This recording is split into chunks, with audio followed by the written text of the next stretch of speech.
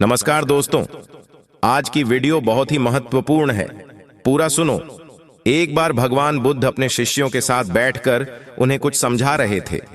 इतने में ही वहां अजात शत्रु पहुंचते हैं और बुद्ध से कहते हैं, हे बुद्ध, जब से मैं तुम्हारा अनुयायी बना हूं तब से सभी लोग मेरे सीधेपन का बहुत फायदा उठाते हैं।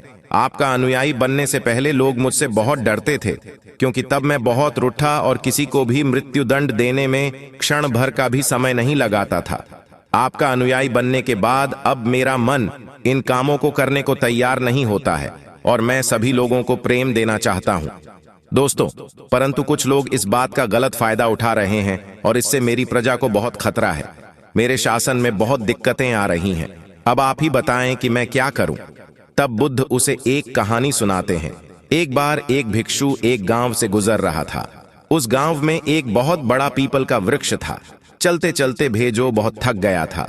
उसने सोचा कि उस वृक्ष के नीचे थोड़ा आराम कर लिया जाए। वहां पहुंचा ही था कि कुछ लोग उसे रोक देते हैं और भिक्षु से कहते हैं कि वहां एक बहुत जहरीला सांप रहता है, उसने बहुत से लोगों को डस लिया है।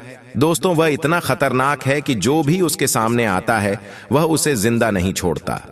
भिक्षु मुस्कुराता है और कहता है, एक दिन तो सभी को मारना है। अगर मुझे आज ही मरना होगा तो इसमें कौन सी बड़ी बात है। आप मेरी जरा भी चिंता ना करें और मुझे आज्ञा दें। भिक्षु वहां से चल देता है और पेड़ के नीचे अपना आसन बिछाकर बैठ जाता है।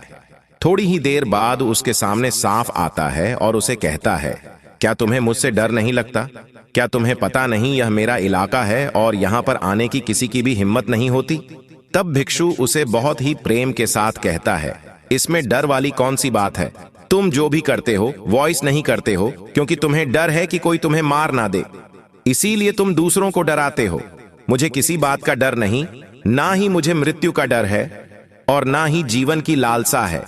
कोई मुझे नुकसान पहुंचा ही नहीं सकता, तो फिर मैं क्यों डरूं? सांप को यह सुनकर बहुत गहरा आघात पहुंचता है। उसने आज तक ऐसे व्यक्ति देखे जो उससे डरकर भागते थे। आज तक ऐसा कोई भी व्यक्ति नहीं देखा था जो उससे नहीं डरे। भिक्षु की इतनी बातें सुन सांप उनके चरणों में ले जाता है और उनसे कहता है, आज तक मैंने जो भी किया अपनी जान बचाने के लिए किया, क्योंकि अगर मैं इस तरह का रूप धारण नहीं करता तो लोग मुझे जिंदा नहीं छोड़ते। तभी तो उसे कहता है, तुम एकदम सही कह रहे हो, लेकिन अगर तुम इस मोह से मुक्त होना चाहते हो तो एकदम शांत हो जाओ, प्रेम से बजाओ और यह जानूं कि एक दिन जीवन समाप्त हो ही जाएगा। उसके लिए बुरे कर्म करने की कोई आवश्यकता नहीं है। इतना कहकर वह भिक्षु वहां से चला जाता है और सांप और बिच्छू की सारी बातें अपने दिमाग में बैठा लेता है और वह तय करता है कि आज से को कोई भी गलत काम नहीं करेगा। सांप सभी बुरे कर्मों को छोड़ देता है, लेकिन इसका उस पर उल्टा असर पड़ता है। जो लोग उसे पहले देखकर भागते थे अब उसके सीधेपन का गलत उपयोग करने लगे। आप सब लोग उसे छेड़ते, उसे चोट पहुंचाते। दोस्तों, अब सांप बहुत दुखी रहने लगा और बहुत ज्यादा चोट से ग्रस्त रहने लगा।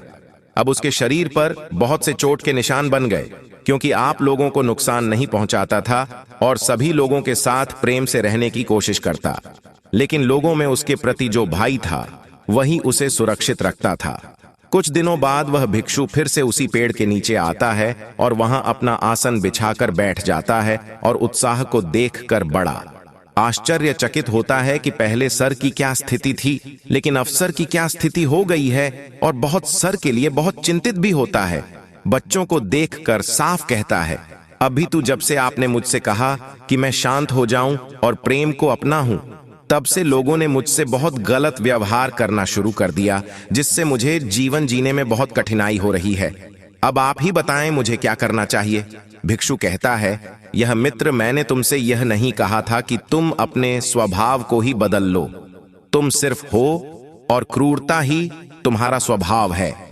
अगर तुम क्रूरता नहीं रखोगे तो लोग तुम्हें खत्म कर देंगे, लेकिन इसका मतलब यह नहीं है कि तुम्हारे भीतर जो उद्देश्य है उसे गलत रखो। तुम्हें भीतर से अपने आप को सही रखना है और बाहर से खुद को दिखाना है जो जरूरी है, क्योंकि सर एक जहरीला जीव है और लोगों में उसके लिए भाई होना आवश्यक है। अगर लोगों के अंदर तुम्हारे लिए भाई नहीं होगा तो लोग तुम्हें हानि ही पहुंचेंगे। लेकिन तुम्हें भीतर से अपने आप को सही रखना चाहिए कि तुम्हें किसी को नुकसान नहीं पहुंचाना है, केवल अपना भाई बनाए रखना है। गौतम बुद्ध कहते हैं, तो अजात शत्रु। तुम इस कहानी से क्या समझे? तो इसका मतलब यही है कि तुम अपने स्वभाव को मत बदलो, तुम अपने आप को समझो। तुम अपने आप को प्रेम पूर्ण पाओगे तो अपने उद्देश्य को अच्छा पाओगे दोस्तों, फिर तुम्हें उसे खुशी मिलेगी, और जब तुम्हें खुशी मिलेगी तो तुम लोगों को खुशी दे सकोगे।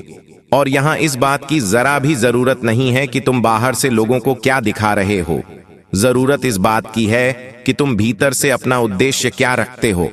दोस्तों, वीडियो पसंद आई हो तो चैनल सब्सक्राइब करें। धन्यवाद।